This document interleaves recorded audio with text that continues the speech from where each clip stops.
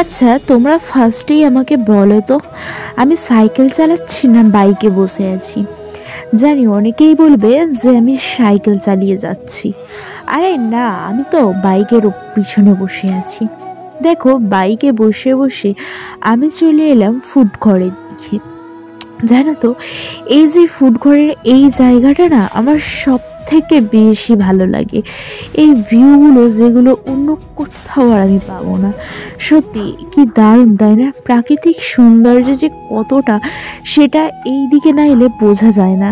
প্রাকৃতিক সৌন্দর্যগুলো আজকাল বিভিন্ন জায়গাতে বিভিন্ন কাজবাজের জন্য যেগুলো বন্ধ হয়ে গেছে, সেইগুলো কিন্তু এই দিকে এলে ঠিক হালকাভাবে বোঝা যায়। অনেক দিন পর মামা এসেছিল আমার বাড়ি, যার কারণে এই দারুণ প্রাকৃতিক সৌন্দর্যটা অনুভব করার জন্য আর ঘোরার জন্য আর বিশেষ একটা কাজের জন্য বেরিয়ে পড়ি একটু ঘুরতে। কি জানো তো, লাইফে চিল করার মতো পার্টনার থাকলে অবশ্যই সেই লাইফটা চিল করতে রান করে।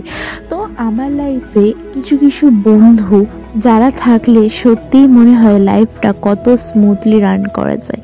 কিন্তু সত্যিই কি তাই? সব বন্ধু কি বন্ধু হয়? কিছু কিছু বন্ধু তো শত্রুও হয়, তাই না? তাই জীবন থেকে তোমাদের যদি কোনো শত্রু বন্ধু থাকে, অবশ্যই তাদেরকে লাইফ থেকে দূর করে দেওয়ার চেষ্টা করো। লাইফে সমস্ত ভুল বন্ধু চলে যাওয়ার পর একটা যদি সঠিক বন্ধু থাকে, অবশ্যই সেটাই তোমার বন্ধু। এই ভেবে লাইফ থেকে কত মানুষকেই না আমরা দূরে সরিয়ে দিই, তাই না বলো? কিন্তু আমরা বুঝতেও পারি না যে আমাদের বন্ধু, আমাদের একটু ঘোরা, একটু মজা করা কতটা লাইফে ইম্পর্টেন্ট। সেগুলো যদি আমরা সত্যি বুঝতে পারতাম আর যদি আমরা সেগুলোকে গুরুত্ব দিতাম, তাহলে এত সারাক্ষণ আমরা সবাই ফোন ফোন করে বেড়াতাম না। আর এই ফোন হচ্ছে এমন একটা জিনিস যেটার জন্য আমাদের পুরো ভবিষ্যৎ সব কিছু নষ্ট হয়ে যাচ্ছে। তারপরেও আমরা সেই ফোন ছাড়া এক মুহূর্ত থাকতে পারি না, কেন জানি না।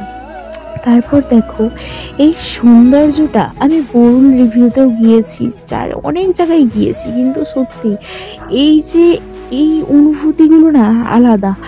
এই যে দুদিক দিয়ে দেখো রাস্তা চলে গেছে, পুরো মনে হচ্ছে সেই গ্রামের ভিতরে যেরকম হয় সেরকম।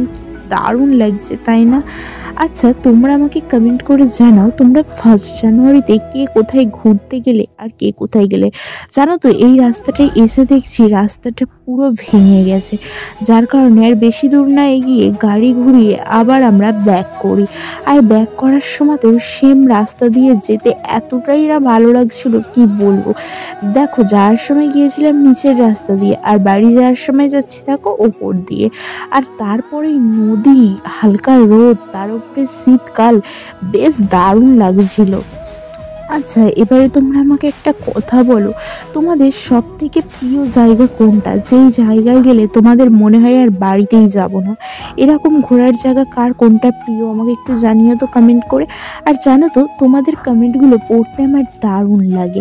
তারপরে দেখো, ঘুরে এসে একটু দাঁড়িয়ে পড়েছি ফাঁকা রাস্তায়, কারণ পুরো রাস্তাটা না বসে বসে, যেহেতু রাস্তা কিছু কিছু জায়গায় খারাপ ছিল, তো সেই কারণে কিছু ভিডিও শ্যুট করার জন্য আমি এখানে দাঁড়িয়ে পড়েছিলাম। আর যখনই না এরকম ফাঁকা রাস্তা পাই, নিজের সেই বাচ্চামো আর নিজের দৌড়াদৌড়িটাকে ঠিক মাথায় চলে আসে। দেখো কিরকম ভাবে দৌড়াদৌড়ি করছি, এইগুলোই তো আগে করতাম, তাই না? তারপরে নদীর ধারে বসে হালকা নৌকা যেতে দেখে আর প্রাকৃতিক সৌন্দর্য অনুভব করতে করতে আজকের ভিডিওটি শ্যুট করলাম। কিরকম লাগলো জানিও। দেখা হচ্ছে নেক্সট ভিডিওতে। আজকের মতো টাটা।